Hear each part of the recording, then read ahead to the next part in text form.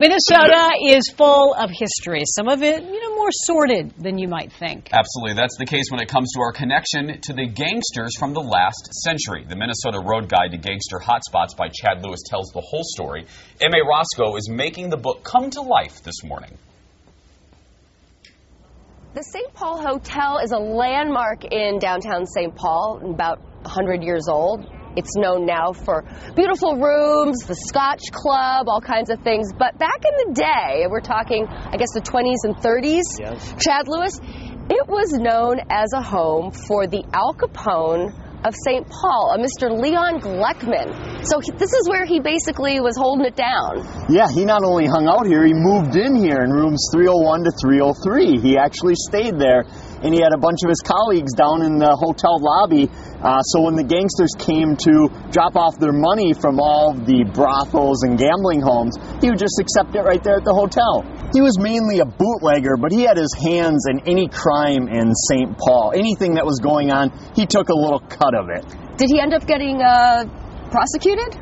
He actually not only was prosecuted, he was going to go into politics because he thought he could make more money off of his illegal contracts in politics than he could in bootlegging. So when Prohibition ended, he wanted to run for politics. Unfortunately, or fortunately, he never made it. Now, one of the problems of being a gangster is if you get injured in a shootout, you can't just roll up to the emergency room because, aha, there you are. So that gave rise to a secret underground hospital, and that was in Minneapolis? Yes, Dr. Clayton May, he had an underground clinic. He would treat them for a price, of course, and he actually treated John Dillinger, who stayed there, and somehow in all of the commotion, Dillinger forgot to pay his $500 bill.